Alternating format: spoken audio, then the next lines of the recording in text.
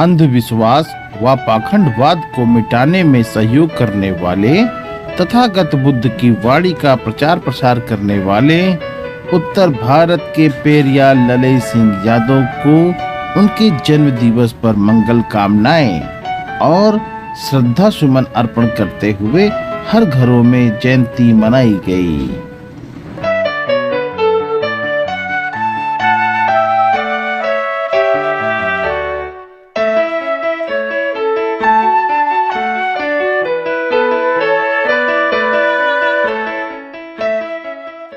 आज पेरियार ललई सिंह यादव जी का जन्मदिन पूरे देश में हर घर में मनाया जा रहा है। इसी संबंध में आज हम भी पेरियार ललई सिंह यादव जी का जन्मदिन अपने साथियों और परिवार सहित मना रहे हैं।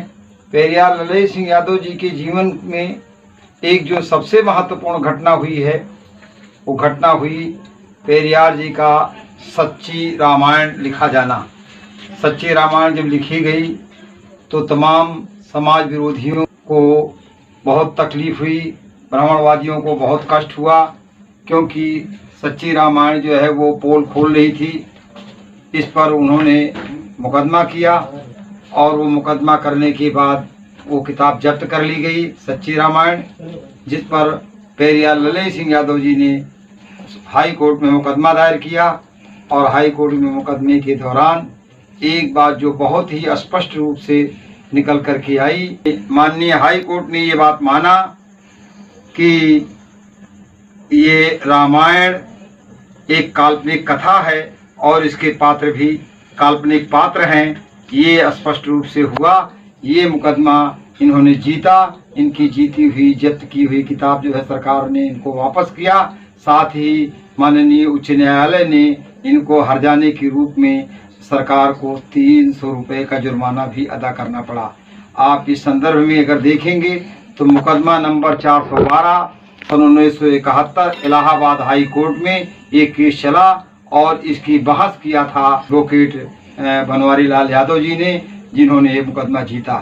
तो ये एक सदियों से चली आ रही एक धारणा, राम और रामचरितमानस या रामायण की जो बातें थी उसको हाई कोर्ट के माध्यम से इन्होंने ये साबित कर दिया कि ये काल्पनिक कथा है। ये इनके जीवन की सबसे बड़ी उपलब्धि रही है।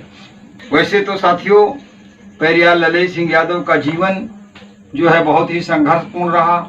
ये ऐसे महान शख्सियत थे जिन्होंने फौज में रह करके ही फौज के अंदर संगठन का निर्माण किया और निर्माण के माध्यम से इन्होंने जो फौज के लोग थे, जो आर्म पुलिस के लोग थे, उनके लिए इन्होंने सहूलियतों के लिए उनके साथ जो अन्याय अत्याचार हो रहा था, जो उनके साथ उनका शोषण हो रहा था, उसके खिलाफ इन्होंने आवाज़ बुलंद किया।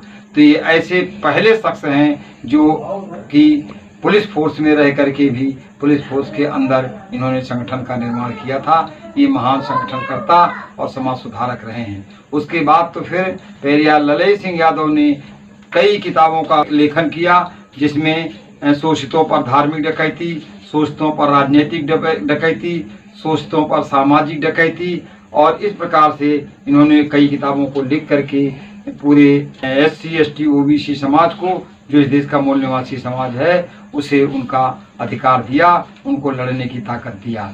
आज इन्हीं के आधार पर हम अपने आंदोलन को आगे बढ़ा रहे हैं और पूरे SC ST OBC समाज को संगठित करके एक मूल निवासी समाज निर्माण कर रहे हैं। हम जातिवाद को ख़त्म करना चाहते हैं, क्योंकि जातिवाद हमारे लिए एक जहर है और उस जहर को ख़त्म करने के लिए जब तक ये समाज संगठित नहीं होगा, जब तक ये समाज एक पहचान धारण नहीं करेगा, तब तक हम जातिवाद का समापन नहीं कर सकते। और जब तक जातियां रहेंगी तब तक जो है हमारा शोषण रहेगा।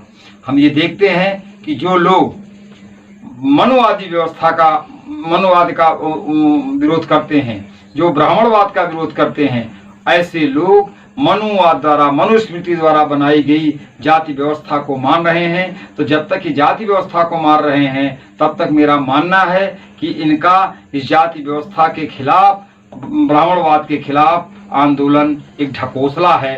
ये सही आंदोलन नहीं है। तो सही आंदोलन के लिए हमें मनुस्मृति द्वारा दी गई जाति व्यवस्था के खिलाफ संघर्ष करना होगा और उसके लिए एकमात्र रास्ता है मूल निवासी पहचान, जो इस देश के SC ST OBC की ऐतिहासिक पहचान है। ललई सिंह की हम इस मौके पर हम इनको नमन करते हैं, हार्दिक नमन करते हैं और इनका वंदन करते हैं, जो इन्होंने हम लोगों को एक समृद्ध साहित्य दिया, जिसके कारण आज हम इस विषय पर बोलने के लायक हुए। जय भीम, जय मूल निवासी, जय भारत, जय संविधान।